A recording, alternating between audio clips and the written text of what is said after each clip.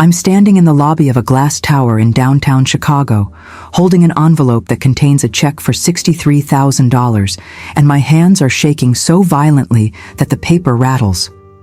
Security is asking me if I need medical assistance. My blood pressure must be visible on my face, but I'm not having a heart attack. I'm having a reckoning, and what I just heard upstairs in that pristine office space has shattered 27 years of belief in my own family. Before I tell you what happened up there, I need you to do something for me. Leave a comment below and tell me where you're watching this from. Because what I'm about to share isn't just my story. It's a warning, and I need to know it's reaching people who might be walking into the same trap I did. My name is Margaret Louise Hewitt. I'm 58 years old, though I've been told I look younger, especially when I'm not as pale and shaken as I am right now. I live on a 200-acre farm in Libertyville, Illinois, about 40 miles north of Chicago. My late husband William and I built a good life there. We raised cattle, grew corn and soybeans, and over the course of 40 years, we turned a modest family farm into something worth real money. William passed 3 years ago from a heart condition. He left me comfortable, more than comfortable. He left me with property, investments, and the kind of financial security that should have made my golden years peaceful. I have one son, Daniel. He's 32 now, and until very recently, I believed he was everything a mother could hope for.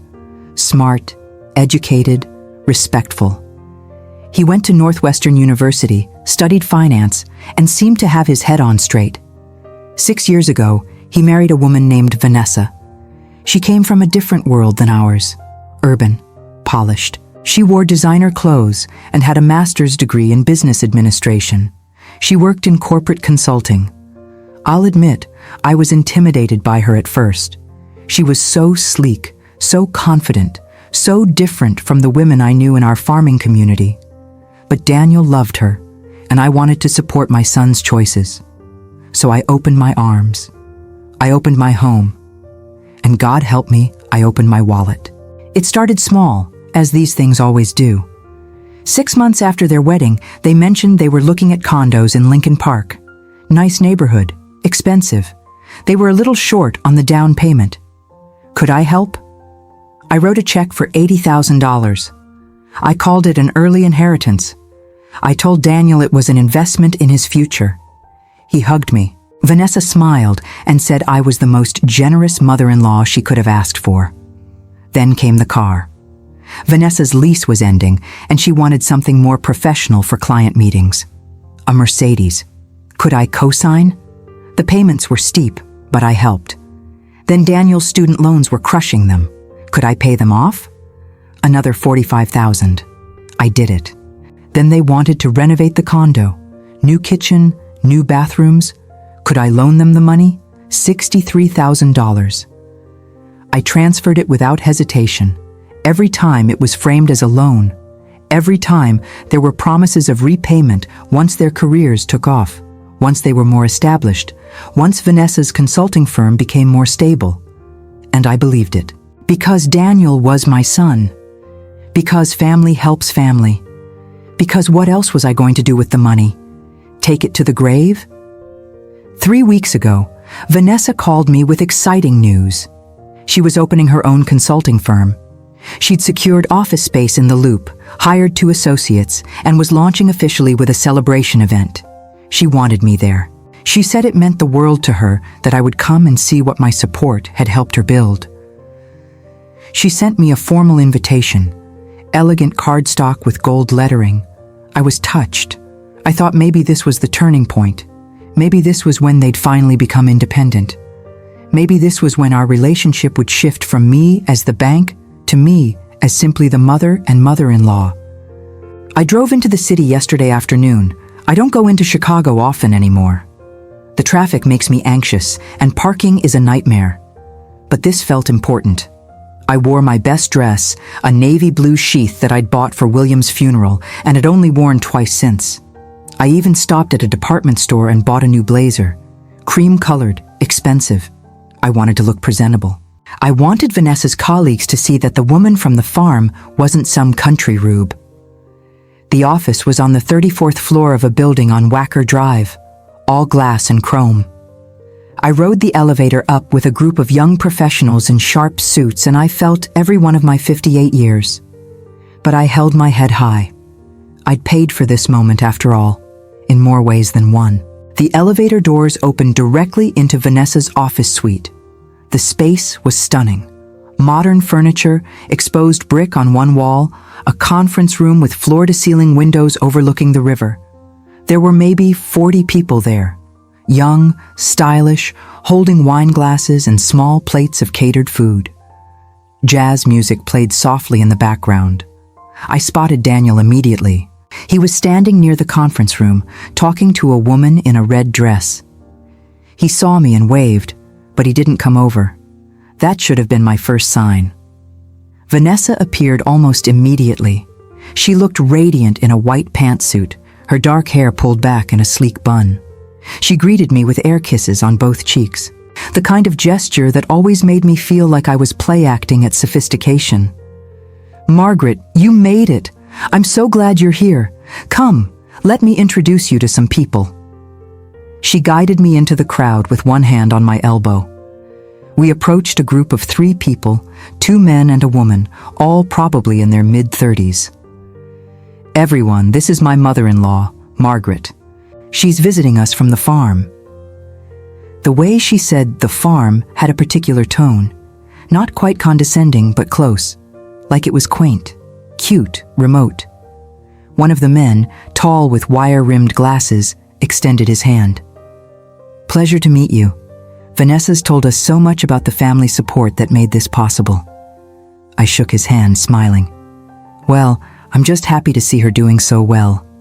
The woman in the group, blonde with sharp features, leaned in slightly. "It must be so different for you, coming into the city like this. I bet it's overwhelming." There it was again, that tone. But I brushed it off. Maybe I was being sensitive. Vanessa excused herself to greet other guests, leaving me with the group. They made polite conversation for a few minutes, asking generic questions about farm life, nodding with what seemed like genuine interest. Then they drifted away, and I found myself standing alone near a window, holding a glass of white wine I hadn't touched. That's when I heard it. I was standing slightly behind a decorative partition, partially hidden from the main room. A group of 4 people had gathered just on the other side, maybe 10 feet away. They didn't see me, and they didn't lower their voices. One of them, a man with a loud, braying laugh, said something I couldn't quite catch. Then a woman responded, and her voice carried perfectly clear. "Oh God, did you see her jacket? That's gotta be borrowed. Or from like 1995. More laughter. Then another voice, male. "Wait, that's the mother-in-law. The one who funded all this? Yup, that's the farmer. Vanessa calls her the family ATM." The laughter that followed was sharp and cruel. I felt my stomach drop. The first woman spoke again. "I mean, good for Vanessa, right? If some old lady wants to throw money at you, why not take it? It's not like she's going to spend it on anything interesting." Vanessa said she literally asked for her back at her little farmhouse like, "When are you going to pay me back? Can you imagine?" More laughter, harder this time. Then a voice I recognized, Vanessa's voice. She'd joined the group. "Oh, she's harmless. A little slow on the uptake, but sweet. And generous, obviously. Daniel knows how to manage her. He just lays on the poor, struggling young couple routine, and she opens the checkbook. It's actually kind of adorable." Someone asked, "Is she seriously wearing that jacket?" Vanessa's laugh was light, dismissive. "I know, right? I think Daniel's dad bought it for her in like the 80s. She showed up acting like she was walking a red carpet. Bless her heart." That phrase, bless her heart. The Southern way of saying someone is pathetic without saying it directly. Vanessa wasn't even Southern, but she wielded it like a knife. I stood there frozen. The wine glass felt slippery in my hand. My face was burning. The conversation continued, but I couldn't process the words anymore. Just the tone, the mockery, the casual cruelty. Then Vanessa's voice cut through again. Anyway, I've got something for her. Might as well wrap this up cleanly. Excuse me. I watched through the gap in the partition as Vanessa walked away from the group, heading toward the front of the office. I should have left right then. I should have walked out. But I was rooted to the spot, humiliated and disbelieving. A minute later, Vanessa appeared in front of me, holding a small cream-colored envelope. Her smile was bright and warm, the same smile she'd given me when I walked in. Margaret, I wanted to give you this before you left. I know you've been so patient with us, and I wanted to make sure you knew how much we appreciate everything. She handed me the envelope. I took it numbly. Go ahead, open it. My hands were shaking, but I managed to tear open the envelope. Inside was a check, made out to me, for $63,000, the exact amount I'd loaned them for the renovation. Vanessa was still smiling. I know it's been a while, but I wanted to settle this. We're in a good place now, and I don't want you to feel like we owe you anything. Consider us even. She said it so smoothly, so warmly. Like she was doing me a favor, like this was generosity on her part. I looked at the check, then I looked at her, and in that moment, I understood everything. This wasn't repayment. This was dismissal. This was her buying me out, paying me off, closing the account on the family ATM so she didn't have to pretend anymore. I folded the check carefully and slipped it back into the envelope. I looked past Vanessa and saw Daniel across the room. He was watching us. When our eyes met, he looked away. He lowered his gaze. He didn't come over. He didn't defend me. He didn't even acknowledge what was happening. That's when something inside me went very cold and very clear. I looked back at Vanessa and smiled. A real smile. Not warm, but calm. Thank you, Vanessa. This is very thoughtful. She looked relieved. Of course. I'm just glad we could do it. I nodded. I should get going. The drive back is long, and I don't like driving in the dark. Oh, of course. Thank you so much for coming. It meant a lot. I walked to the elevator without saying goodbye to anyone else. I didn't look for Daniel. I didn't make a scene. I pressed the button, stepped inside when the doors opened, and rode down 34 floors in silence. When I got to my car, I sat in the driver's seat for 10 minutes, staring at the steering wheel. Then I took out my phone. I didn't drive home. I drove to my attorney's office in Evanston. Jeffrey Brennan has handled my family's legal matters for 15 years. He was surprised to see me without an appointment, but when he saw my face, he cleared his schedule. I sat in his office and told him everything, not just what happened today. Everything, every loan, every gift, every transfer, every promise that was made and broken. Jeffrey listened without interrupting. When I finished, he leaned back in his chair and said, "Margaret, I'm going to ask you a question, and I need you to be honest. Do you want to take action, or do you want to vent?" I didn't hesitate. "I want to take action." He nodded. "Then let's get to work." We spent 3 hours in that office. Jeffrey pulled records, reviewed documents, made calls. It turned out that most of the money I'd given Daniel and Vanessa had been structured as loans, even if I'd thought of them as gifts. There were promissory notes, even if they were informal. There were email trails, text messages, documented promises of repayment. The $63,000 check in my purse? That only covered one loan. There was still the down payment, the car cosign, the student loans. Altogether, I'd given them over $250,000, and except for this one check, I'd never seen a cent back. Jeffrey explained my options. I could file a civil suit for the remaining balance. I could also freeze certain accounts and assets that I was still tied to, including the car loan and a joint investment account I'd opened with Daniel years ago that still had my name on it. But Jeffrey suggested something else, something more immediate and more personal. "Margaret, you also have the ability to simply stop giving, stop supporting, stop being available as a resource. Sometimes the most powerful thing you can do is withdraw entirely and let people face the consequences of their own choices. I thought about it. Then I made my decision. I want to do both. I want to file the suit, and I want to stop everything else, immediately. Jeffrey drafted the paperwork that night. By 9 p.m., I'd signed documents initiating a civil claim for recovery of loans. By 10 p.m., Jeffrey had sent formal notices to both Daniel and Vanessa. But that wasn't all. I'd been paying for Daniel's health insurance through my farm's group plan. I called the provider and removed him. I'd been listed as a co-signer on their car loan. I contacted the bank and initiated the process to remove myself, which would trigger a refinance requirement they'd have to handle on their own. I'd set up an automatic monthly transfer of $1,500 into Daniel's account 3 years ago, just to help with expenses. I canceled it. I'd also been paying for a family cell phone plan that included their lines. I contacted the carrier and moved their numbers to a separate account in their names, effective immediately. Every financial thread that connected me to them, I cut, cleanly, methodically, without anger, but without hesitation. By midnight, it was done. I sat in my kitchen at the farmhouse, drinking tea, and waited. The first call came at 12:47 a.m. Daniel. I didn't answer. He called again at 12:52, then at 1:15, then Vanessa called, then Daniel again. The voicemail started piling up. "Mom, what's going on? We just got a letter from a lawyer. This has to be a mistake." "Margaret, this is Vanessa. I think there's been some kind of misunderstanding.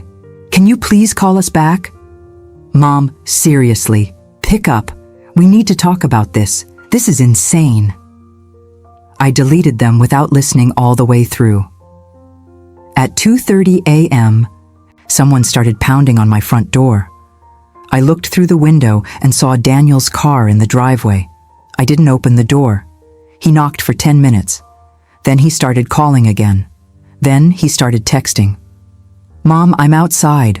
Please, we need to talk. This is crazy. Just let me explain." I sat on the couch in the dark, phone in my lap, and didn't move. Finally, at 3 a.m., he left. The next morning, I woke up to 17 missed calls and 43 text messages. I read through them while drinking my coffee. They followed a predictable pattern: confusion, denial, anger, pleading, blame. One text from Vanessa stood out. "I don't know what you think you heard yesterday, but you're completely overreacting. We've always been grateful for your help. This is cruel and unfair. Cruel and unfair." I almost laughed. Another text from Daniel. "Mom, we can't afford the car payments without your cosign. We're going to lose it. Please, don't do this." I poured myself another cup of coffee and sat down at my computer. I opened my email and typed a message to both of them. I kept it short. "Daniel and Vanessa, I will not be responding to calls or texts. All communication moving forward should go through my attorney, Jeffrey Brennan. His contact information is included in the legal notice you received. I am pursuing full repayment of all outstanding loans. I am also severing all financial support and entanglements. This decision is final." I hit send. Then I blocked both of their numbers. The silence that followed was strange. For 3 years, I'd been in almost daily contact with Daniel. Now, nothing. The house felt emptier than it had even after William died, but it also felt cleaner, like I'd finally opened the windows after a long, stale winter. Jeffrey called me a week later with an update. Daniel and Vanessa had hired a lawyer. They were claiming the money had been gifts, not loans. They were contesting the claim. "Are you prepared for this to get messy?" Jeffrey asked. "Yes," I said. "I am." The case took 4 months to move through the system. In that time, I didn't hear from Daniel directly, but I heard about him. Small-town networks are powerful things. People talk. I learned that he and Vanessa were struggling. The car had been repossessed. They'd had to let one of Vanessa's associates go. They'd moved out of the Lincoln Park condo and into a cheaper apartment in Logan Square. I felt no satisfaction in hearing it, but I felt no guilt either. The civil hearing was held in early spring. I sat on one side of the courtroom with Jeffrey. Daniel and Vanessa sat on the other side with their attorney, a young man who looked barely old enough to have passed the bar. The judge reviewed the evidence, the promissory notes, the email exchanges, the text messages where repayment was explicitly discussed, the pattern of financial support that had been framed, in their own words, as temporary. Vanessa's attorney argued that I was a vindictive mother-in-law punishing them for a perceived slight, that the money had been given freely, without expectation of return, that I was using the legal system to bully them. Jeffrey presented our case calmly and thoroughly. He showed the pattern of promises, the language of loans, the documentation. He also presented evidence of their financial capacity, including Vanessa's consulting income and Daniel's salary. The judge took 2 weeks to issue a ruling. We won. The court ordered Daniel and Vanessa to repay $187,000, the amount that could be clearly documented as loans rather than gifts. They were given a structured repayment plan over 5 years. If they missed payments, additional penalties would apply.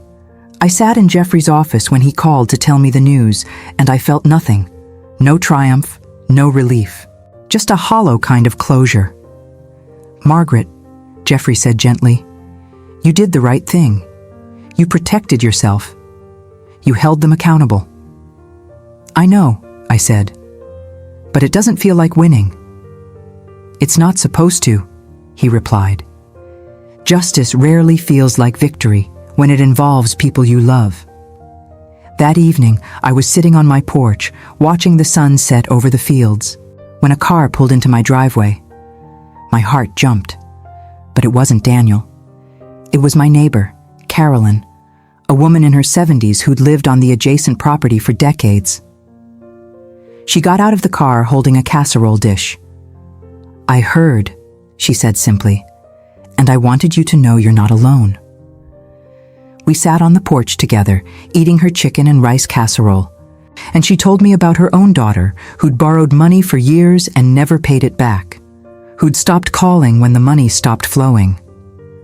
"They think we're foolish," Carolyn said. "They think because we're older, we're easy to manipulate, but we're not foolish, we're loving, and they mistake that for weakness." I nodded, and for the first time in months, I cried. 3 weeks after the judgment, I received a letter in the mail. No return address, but I recognized the handwriting. Daniel's. I almost threw it away, but curiosity won. Inside was a single page, handwritten. "Mom, I don't know if you'll even read this. I don't know if you should, but I need to say it anyway. I'm sorry. I'm sorry for taking advantage of your generosity. I'm sorry for not standing up for you that night. I'm sorry for letting Vanessa say those things. I'm sorry for treating you like a bank instead of my mother. I was selfish. I was weak. And I destroyed the most important relationship in my life because I was too proud and too stupid to see what I was doing until it was too late. I don't expect forgiveness. I don't deserve it. But I wanted you to know that I see it now. I see what I did, and I'm ashamed. I love you. I always have. I just forgot how to show it. Daniel. I read the letter 3 times, then I folded it and put it in a drawer. A month later, I received another letter. This time it was from Vanessa, shorter, more formal. "Margaret, I owe you an apology. What I said at the event was cruel, immature, and completely unacceptable. I was showing off for colleagues, and I treated you with disrespect. You didn't deserve that. You've been nothing but generous to us, and I repaid that generosity with mockery. I'm deeply sorry. I hope someday you can forgive me. Vanessa." I didn't respond to either letter. 2 months later, I received a check in the mail, the first payment on the court-ordered repayment plan. It was on time. The next month, another check came, also on time. They've been paying, every month, without fail. Last week Daniel called. I'd unblocked his number months ago, though I'd never told him that. The phone rang 4 times before I answered. Hello? There was a long pause, then his voice, quiet and unsure. Hi, Mom. We talked for 20 minutes. It was awkward, tentative. He didn't ask for anything. He didn't make excuses. He just asked how I was, how the farm was. If the cattle were doing well, I told him I was fine, that everything was fine. Before we hung up, he said, I know I can't fix this, but I want to try, if you'll let me. I told him I'd think about it. I don't know if I'll ever fully forgive them. I don't know if our relationship will ever be what it was. Honestly, I don't know if it should be. Because what it was unbalanced.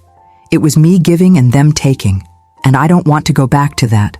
But maybe, in time, we can build something different, something more honest, something where I'm not the family ATM, where I'm just Margaret, just the mother, just the person who loves her son, but also respects herself enough not to be used. I'm telling you this story because I know I'm not alone. I know there are other people out there, other parents, other grandparents, who are being taken advantage of by the people they love most. And I want you to know that it's okay to set boundaries. It's okay to say no. It's okay to protect yourself, even when it feels like betrayal. Love should never cost you your dignity. Generosity should never be mistaken for weakness. And family, real family, respects you enough not to mock you behind your back while cashing your checks. I'm 58 years old. I'm a widow. I'm a mother. And I'm a woman who learned, painfully, that sometimes the people closest to you are the ones who can hurt you the most. But I'm also a woman who fought back, who stood up for herself, who refused to be a victim. And if you're in a situation like mine, I hope you'll do the same. Because you deserve better. We all do. It's been 18 months since that night in Chicago. 18 months since I stood in that glass tower and heard my daughter-in-law call me the family ATM. 18 months since I walked out of that office and decided I was done being anyone's fool. I'm sitting on my porch right now, watching the early morning fog roll across the fields. The cattle are grazing in the distance. The corn is knee-high, right on schedule. Everything here moves in seasons, in predictable cycles. Plant, tend, harvest, rest. There's a comfort in that rhythm that I'd almost forgotten while I was so busy trying to fix everyone else's problems. The coffee in my hand is still steaming. It's 6 in the morning, and this is my favorite time of day. The world is quiet. The air is cool. I can hear myself think. I can hear myself breathe. People ask me if I regret what I did. If I regret taking my son to court. If I regret cutting them off so completely and so suddenly. The answer is complicated, but it's also simple. No, I don't regret it. Not for a second. What I regret is waiting so long. What I regret is ignoring the signs. What I regret is mistaking my own generosity for love and their manipulation for need. But the action I took, the boundary I set, that was the healthiest thing I've done for myself in years, maybe ever. The repayment checks come like clockwork now. Every month on the 15th, an envelope arrives with a check inside. They're up to date on every payment. Not a single one has been late. I deposit them into a separate account, one I've earmarked for something specific. I haven't decided what yet. Maybe a scholarship fund for young people from farming families who want to go to college. Maybe a donation to a local charity that helps older adults protect themselves from financial exploitation. Maybe I'll just save it and leave it to someone who actually deserves it when I'm gone. But I won't give it back to them. That's not punishment. That's principle. Daniel and I talk now, not often, maybe once every 2 weeks. The conversations are brief, careful, like we're two people learning a new language together. He tells me about work. He's been promoted at his firm. He tells me about the apartment, how they've made it feel like home even though it's half the size of the condo. He doesn't complain. He doesn't ask for help. He just talks. And I listen. Last month, he asked if he could visit the farm. Just him, not Vanessa. He said he missed it, missed the space, missed the quiet, Missed me. I told him yes. He came on a Saturday morning. He pulled into the driveway in a modest sedan, something practical and paid for. Not the Mercedes, that's long gone. He got out of the car, and for a moment we just stood there, looking at each other across 10 feet of gravel. He looked older, thinner. There were lines around his eyes I didn't remember seeing before. "Hi, Mom," he said. "Hi, Daniel." We walked the property together. He helped me check the fence lines in the north pasture. We didn't talk much at first, just worked. But there was something healing in that, in doing simple physical tasks side by side, in being useful without expectation. At lunch, we sat at the kitchen table, the same table where he'd done his homework as a boy, and he finally said what I think he'd come to say. "I was wrong, Mom, about everything. I let Vanessa lead and I followed, because it was easier than standing up to her. I let her treat you like a resource instead of a person. And I did the same thing. I got comfortable taking from you. I stopped seeing you as my mother and started seeing you as a solution to every problem we had. And that's not love. That's not even respect. That's just selfishness." I looked at him across the table. His eyes were red. He wasn't crying, but he was close. "Why didn't you say anything that night?" I asked. "When she handed me that envelope, when you saw my face, you knew something was wrong. Why didn't you say anything?" He looked down at his hands. "Because I was ashamed. Because I knew what she'd said. I'd heard some of it before we got there. She'd joked about you on the drive over, about your jacket, about how sweet and naive you were. And I laughed, Mom. I laughed. And when I saw you standing there, holding that envelope, I realized what we'd done, what I'd let happen, and I couldn't face it. So I looked away. And that's the worst thing I've ever done." We sat in silence for a long time. Then I reached across the table and put my hand on his. "I forgive you, Daniel. But I don't forget. And I won't go back to who I was. I can't." He nodded. "I don't want you to. I want you to be exactly who you are right now. Someone who doesn't let people walk all over her, even if it's me." He left that afternoon, and as I watched his car disappear down the driveway, I felt something shift. Not closure exactly, but possibility. The possibility that maybe someday we could have a real relationship, one built on honesty instead of obligation. Vanessa is a different story. I haven't seen her since that night. She sent a follow-up letter 3 months ago, longer than the first.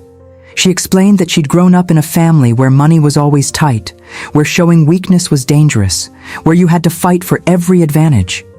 She said that when she met Daniel and saw what I was willing to give, she saw an opportunity, and she took it. She said she's in therapy now, working on why she treats people the way she does. She said she hopes I can forgive her, but she understands if I can't. I haven't responded. I don't know if I will. Some wounds are too deep for letters. But here's what I've learned. And this is what I want you to take away from my story if you take away nothing else. You are not required to set yourself on fire to keep other people warm. You are not required to bankrupt yourself emotionally, financially, or spiritually for people who see you as a means to an end. And you are not a bad person for protecting yourself, even from family, especially from family. Because sometimes the people who are supposed to love you the most are the ones who hurt you the deepest. Sometimes the people who know exactly how generous you are, how kind you are, how much you want to help, are the people who exploit that the most ruthlessly. And it's not your fault. It's not weakness. It's not foolishness. It's love. And predators, even the ones who share your blood, know how to weaponize love. Since this all happened, I've heard from dozens of people, friends, neighbors, even strangers who heard the story third hand. So many of them have their own versions. The daughter who drained her father's retirement account, the son who forged his mother's signature on a reverse mortgage, the grandchildren who visited only when they needed tuition money, the in-laws who borrowed and borrowed until there was nothing left to take. It's an epidemic, and it thrives in silence. It thrives in shame. It thrives in the belief that family loyalty means tolerating abuse. I'm not ashamed anymore. I'm angry, but it's a clean anger, a righteous anger, the kind that drives change instead of destroys. I've started volunteering with a local organization that educates older adults about financial exploitation. I tell my story. I warn people about the signs, the gradual escalation, the framing of requests as emergencies, the promises of repayment that never come, the guilt trips, the emotional manipulation. And I tell them what I wished someone had told me years ago. It's okay to say no. It's okay to ask for documentation. It's okay to involve lawyers. It's okay to protect what you've worked your whole life to build. Your money is yours. Your property is yours. Your peace of mind is yours. And you don't owe it to anyone, not even your children, to sacrifice those things on the altar of family obligation. I'm 59 now. I'll be 60 next spring. I'm in good health. I have energy. I have plans.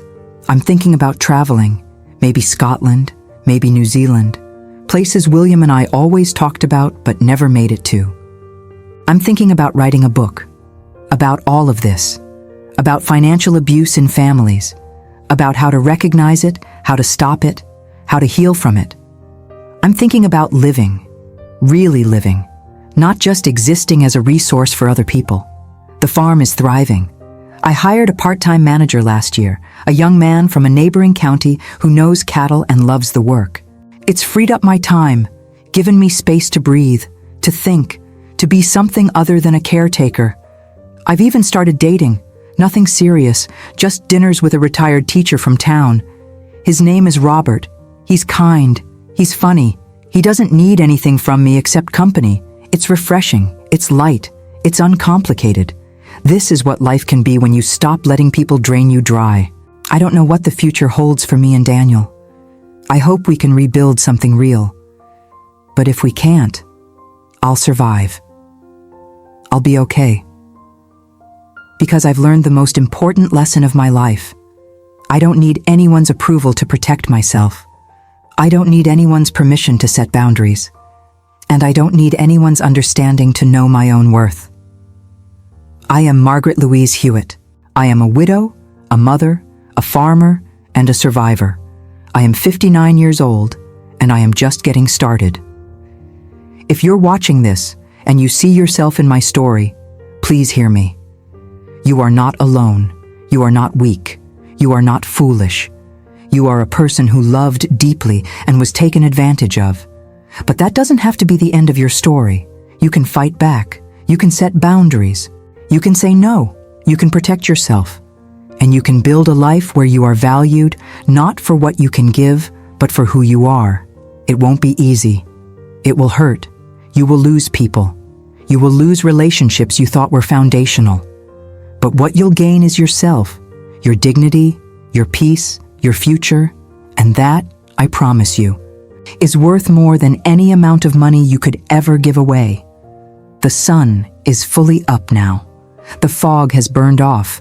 The day is spreading out before me, full of possibility.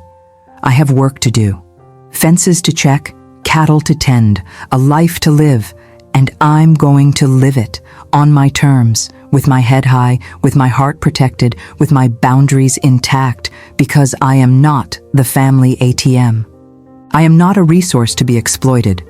I am not a means to an end. I am a person, a whole person, worthy of respect, worthy of love, worthy of peace. And so are you. Remember that. Fight for that. Protect that.